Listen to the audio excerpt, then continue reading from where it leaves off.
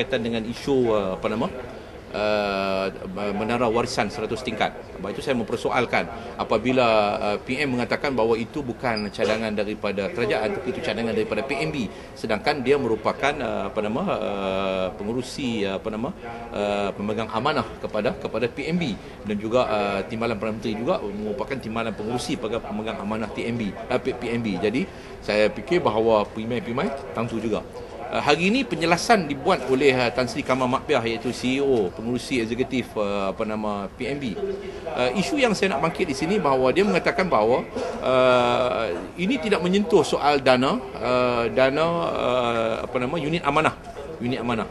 Tetapi dia kata bahawa pembinaan ini ialah berasas menggunakan satu dana khas, iaitu hasil keuntungan daripada pelaburan-pelaburan yang dibuat oleh PMB.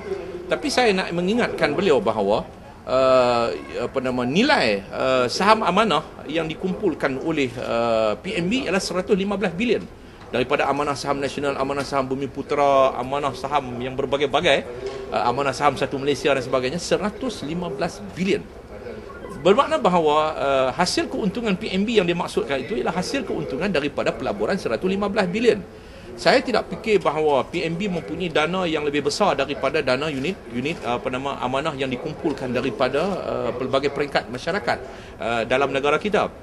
Kecuali masa penubuhan PMB dulu ni, memanglah ada sejumlah wang daripada kerajaan yang beri sebagai modal awal pusingan. Selepas itu diwujudkan amanah saham dan sebagainya. Dan 115 bilion ini hasil keuntungan, kita nak tahu berapa keuntungan dalam tempoh 30 tahun hasil pelaburan yang telah pun dibuat oleh PMB. Jadi saya nak tegaskan di sini bahawa bermakna bahawa dia secara langsung dan juga tidak langsung akan membabitkan wang daripada unit saham amanah. Mau tidak mau dia akan terbabit melibatkan wang daripada amanah saham, iaitu hasil daripada keuntungan. Sepatutnya hasil keuntungan itu kena lebih banyak diberikan sebagai dividen kepada pemegang saham-saham ini. Tambah juga pemegang saham-saham yang kecil ini, inilah ruang mereka. Tetapi kalau hasil keuntungan itu kita hanya nak buat kepada pembinaan bangunan satu tingkat, saya fikir bahawa satu yang tidak adil, dalam keadaan kita sudah pun mempunyai bangunan pejabat yang sudah besar. Contoh saya nak katakan bahawa Nazar juga akan buat satu tingkat. Nazar buat ini, sama ada dia buat ini dalam isu swapping, isu matret dulu untuk buat suatu pusat convention center.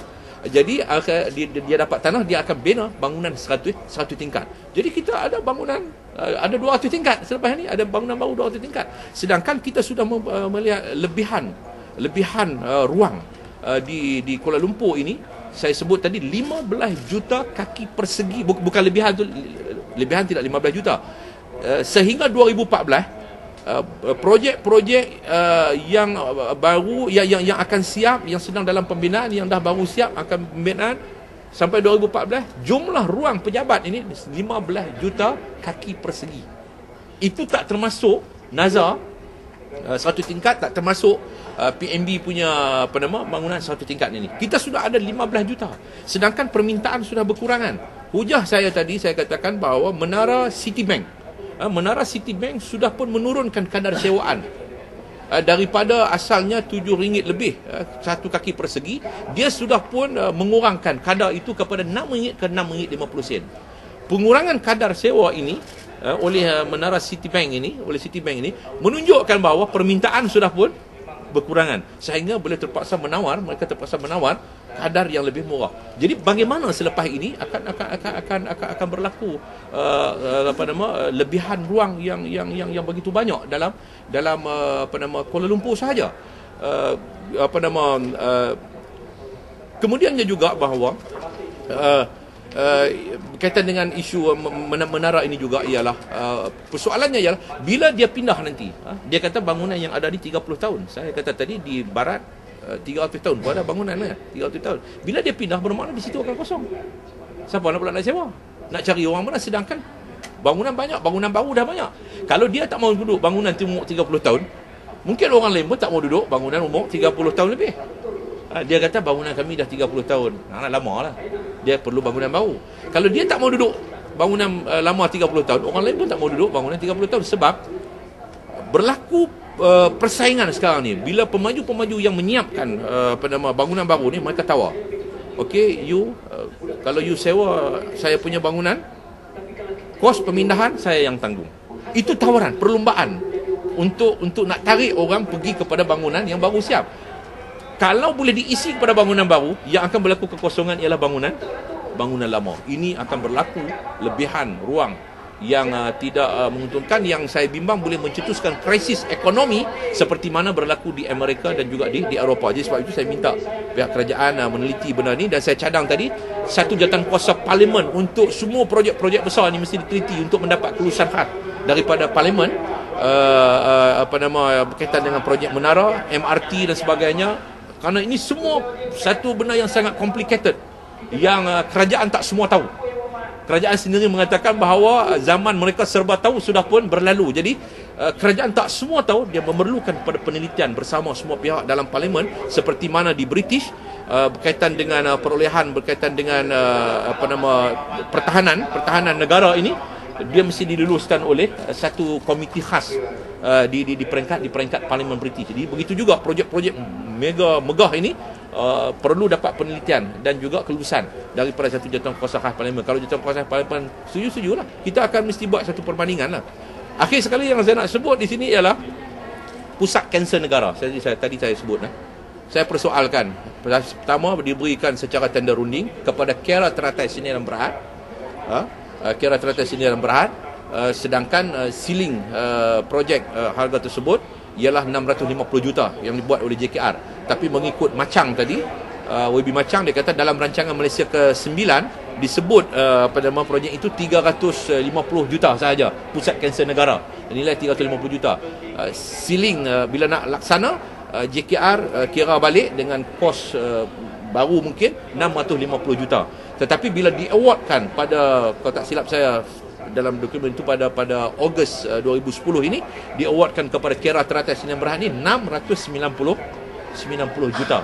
Jadi lebihan 40 juta kalau beli seluar dalam harga murah sekarang ini, dengan boleh disusun daripada Bukit Kayu Hitam sampai Tambak Johor, mungkin banyak kali lah kita boleh pergi balik seluar dalam.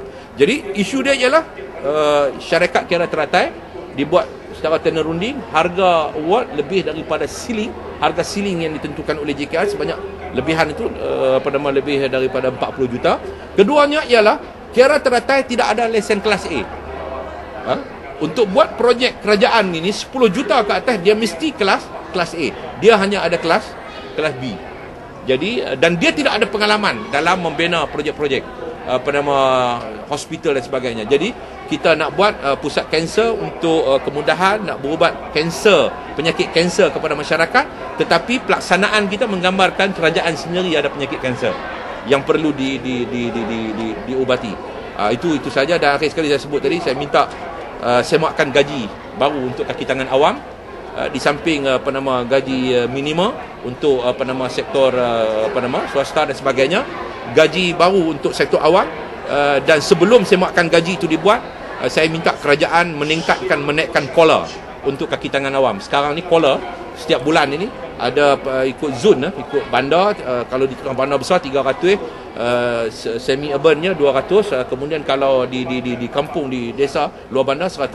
Jadi saya minta dinaikkan kola ini kepada kaki tangan awam, kerana beban kos hidup yang meningkat, dengan bayar bagi RM500 kepada kaki tangan awam untuk beli baju sekolah tidak mencukupi, nak dapat bonus jauh sekali. Jadi saya rasa bahawa saya boleh bersetuju kalau tak nak bagi bonus sebulan pun, tapi meningkatkan kola. Jadi setiap bulan mereka akan dapat. Kalau yang 300 itu kita boleh naikkan 100 lagi ataupun 150, yang 200 itu kita naik 100, yang 150 kita jadikan 250. Jadi setiap bulan ada pertambahan pendapatan kepada kaki tangan awam. Terima kasih.